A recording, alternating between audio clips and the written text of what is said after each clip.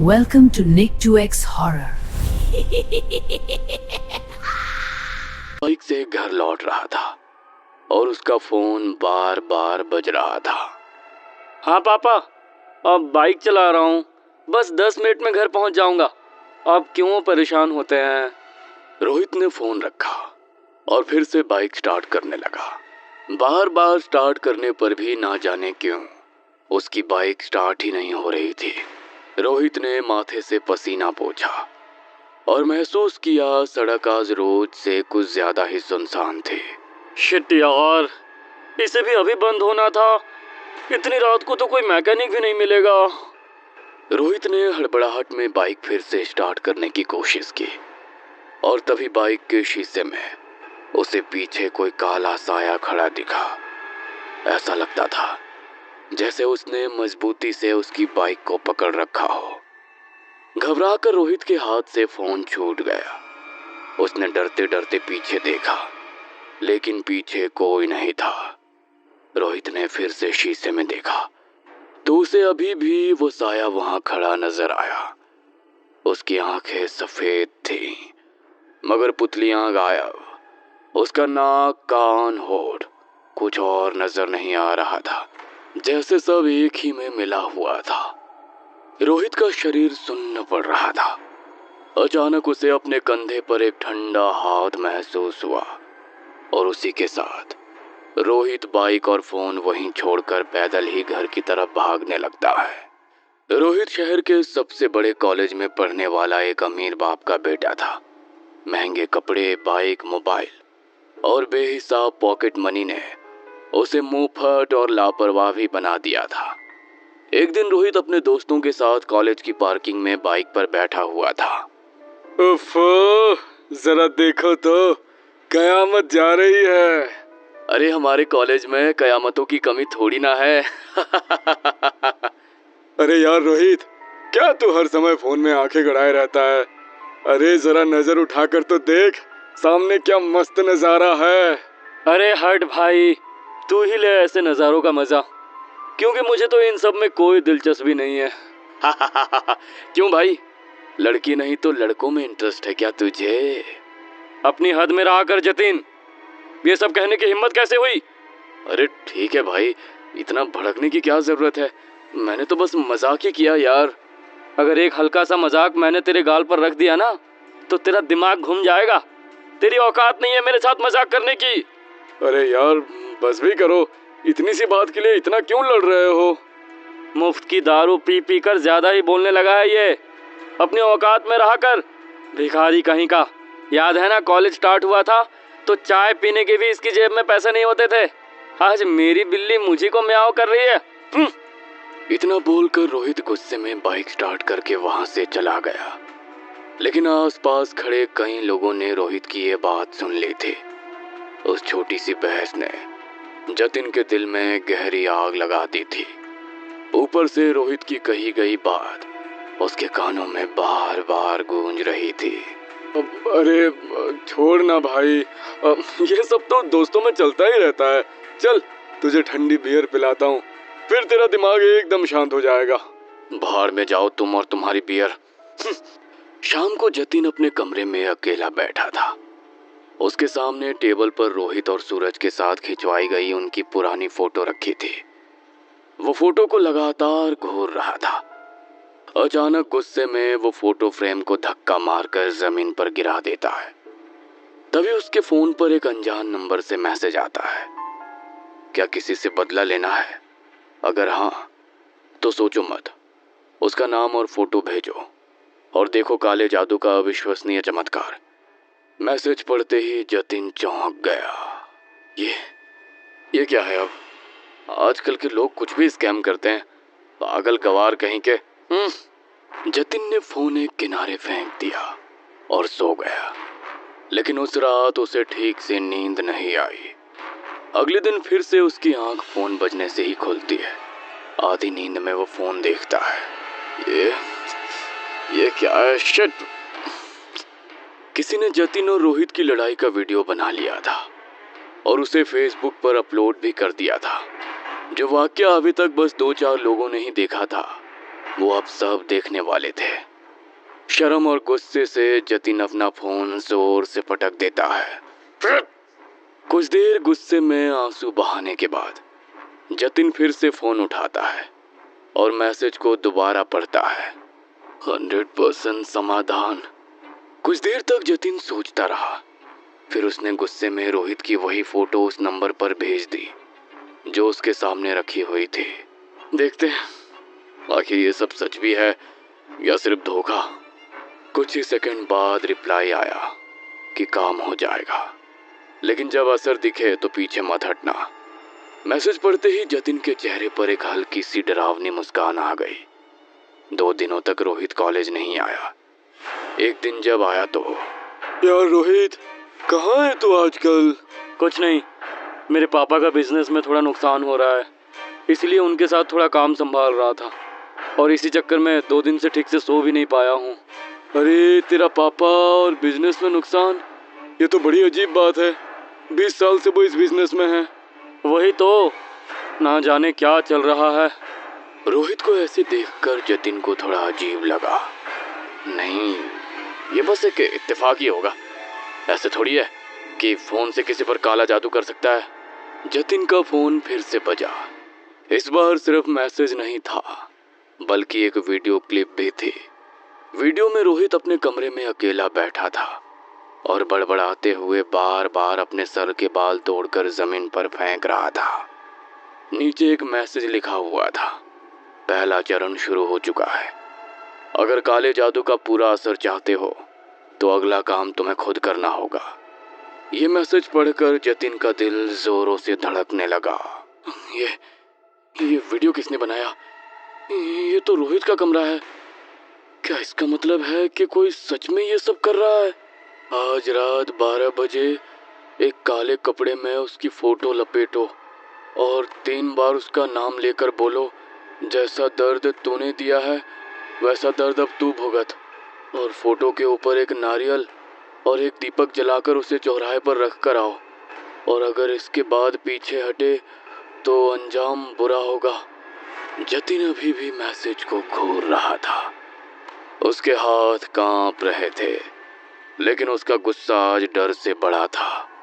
उसने मैसेज में लिखा सब कुछ कर डाला और फिर धीरे से बोला, जैसा दर्द तूने दिया वैसा दर्द अब तू भुगत। जैसे ही जतिन ने ये बात कही, दीपक बुझ गया। जतिन के चेहरे पर एक अजीब सी मुस्कान फैल गई। उस रात के बाद से रोहित ठीक से सो नहीं पा रहा था। पापा, पता नहीं मुझे क्या हो रहा है। उस रात एक अजीब सा काला साया मेरा पीछा कर रहा था और उसके बाद से मुझे ऐसा लगता है कि मैं अकेला नहीं हूँ, हर वक्त कोई है मेरे आसपास। अरे बेटा, ये सब तेरा वहम है।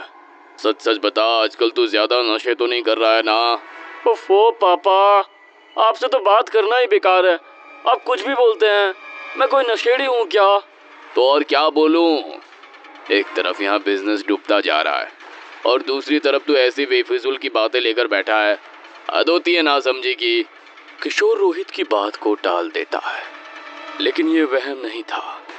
हर रात उसे लगता कोई उसके बिस्तर के नीचे बैठा है, लेकिन नीचे झांकने पर कोई नजर नहीं आता था।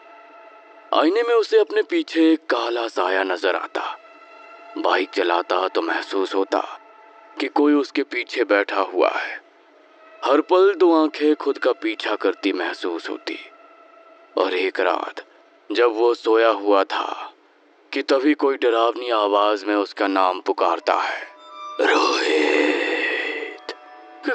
कौन है? पापा, क्या आप हैं? रोहित देखता है कि अंधेरे में दरवाजे पर कोई खड़ा है। क्या है बिरजू, ऐसे खड़े क्यों हो? छोटे साहब, बड़े साहब आपको छत पर बुला रहे हैं। क्या? इतनी रात को छत पर? क्यों, क्या हुआ? पता नहीं, आप चलकर देख लीजिए। रोहित को कुछ अजीब लगा। आज बिरजू की आवाज कुछ अलग थी। वो काफी भारी और खींची हुई थी, जैसे कि गले से नहीं बल्कि गहराई से निकल रही हो। बिरजू आगे आगे चल रहा था। रोहित भी धीरे धीरे उसके पीछे सीढ़ियां चढ़ने लगा। हर कदम बढ़ाने पर उसे लग रहा था जैसे उसके पीछे कोई और भी चल रहा हो। छत का दरवाजा आधा खुला हुआ था और आज हवा रोज से ज्यादा ही तेज चल रही थी। बादल चांद को ढक रहे थे, इसलिए अंधेरा घना था। छत पर पहुंचते ही रोहित ने चारों तरफ देखा, लेकिन किशोर कहीं नजर नहीं आया। सामने बस एक मोमबत्ती जल रही थी। बिरजू, यहाँ तो कोई भी नहीं है। तू मुझे यहाँ क्यों लेकर आया है? पीछे से दरवाजा धड़ाम से बंद हो गया और रोहित घबरा कर पलटा। वहां कोई नहीं था और सामने खड़ा बिरजू भी अपनी जगह से गायब था। अगले पल रोहित को दरवाजे के पास वही काला साया खड़ा नजर आता है और इस बार वो एकदम साफ नजर आ रहा था। साया लंबा और उसके कंधे झुके हुए थे। उसकी आंखें सफेद थीं और पुतलियां गायब थी। मेरा दर्द अब समझ में आया। अब तो भुगत। अंतिम चरण शुरू। अब उसकी आत्मा कमजोर है। बस एक शब्द और लिखो, समाप्त, और खेल खत्म करो। मैसेज पढ़कर जतिन के हाथ कांप रहे थे। उसने खिड़की से बाहर देखा और उसे अचानक लगा कोई उसकी खिड़की के बाहर खड़ा उस पर नजर रख रहा है। डर की लहर उसके भीतर दौड़ गई। आज पहली बार जतिन को वो खौफ महसूस हुआ जो उसने रोहित के लिए बिछाया था। उसकी आंखों के सामने रोहित का डरता हुआ चेहरा घूम गया। उसे आज पहली बार पछतावा हुआ। नहीं, मैं ये नहीं कर सकता। अब ये बहुत ज्यादा हो रहा है। मैंने बहुत बड़ी गलती कर दी। इसे रोकना होगा। रोहित दोस्त है मेरा। जतिन कुछ सोच पाता उसके पहले ही स्क्रीन पर लाइव वीडियो खुल गया जिसमें छत पर खड़ा रोहित दिख रहा था। उसके ठीक पीछे वो काला साया था। उसकी डरावनी हंसी देखकर डर के मारे जतिन का खून सूख गया। रोहित के भरी ठंडी में भी पसीने छूट रहे थे। साये ने डरावनी आवाज में गुनगुनाना शुरू किया, खेल खत्म, खेल खत्म, खेल खत्म। नहीं रोहित, पीछे हट। लेकिन तभी जतिन की खिड़की से बाहर झांक रहा साया भी अंदर आ गया और उसने जतिन की गर्दन पकड़कर आंखों में आंखें डालकर कहा था ना, पीछे मत हटना। अब या तो वो या फिर तू। साया एक आत्मा लेकर ही जाएगा। जतिन बेबस हो गया। उसकी आंखों से पानी की तरह आंसू बहने लगे। बस छत पर खड़ा साया तेजी से रोहित की तरफ भागा और डर के मारे रोहित ने छत से ही छलांग लगा दी। उसकी फौरन मौत हो गई। किशोर और घर के नौकर भागे भागे गए। उसके शरीर से खून की धार बह रही थी और ये सब जतिन ने अपनी आंखों से देखा। सब खत्म। अगले दिन से ही जतिन सदमे में चला गया था। वो बोलता कम और घूरता ज्यादा था। उसकी आंखों के नीचे काले घेरे पड़ गए थे। रोहित की मौत को तो पुलिस ने सुसाइड माना और केस वहीं क्लोज हो गया। किशोर अंदर से बुरी तरह टूट चुके थे और उन्होंने बयान में बस इतना कहा, मेरा बेटा ऐसा नहीं था, वो डर रहा था, किसी चीज से डर रहा था, लेकिन मैं उसकी मदद नहीं कर पाया। कमरे में भयानक अंधेरा था। जतिन बिस्तर पर बैठा हुआ था और उसका फोन बंद था। सामने रखी मोमबत्ती बुझी हुई थी और अचानक जतिन का फोन अपने आप ऑन हो गया। स्क्रीन पर वही नंबर था। जतिन की आंखें बड़ी हो गईं। सौदा पूरा हुआ। जतिन के हाथ सुन्न पड़ गए। फिर दूसरा मैसेज आया, अब अगला नाम भेजो। ये देखकर जतिन का गला सूख गया। नहीं, मैंने तो सिर्फ बस एक बार किया था, अब दोबारा नहीं। तभी कमरे की लाइट झपकने लगी और पीछे से वही आवाज आई, या तो वो या फिर तू। जतिन की जैसे सांसें ही अटक गईं। हिम्मत जुटाकर उसने किसी तरह धीरे धीरे पीछे मुड़कर देखा, लेकिन इस बार वहां पर काला साया नहीं था। वहां खड़ा था रोहित। उसका चेहरा नीला पड़ा हुआ था, आंखें सफेद, गर्दन टेढ़ी। इस बार तू चल, खेल खत्म करते हैं। अचानक कमरे में अंधेरा हो जाता है और जतिन की चीख सुनाई देती है।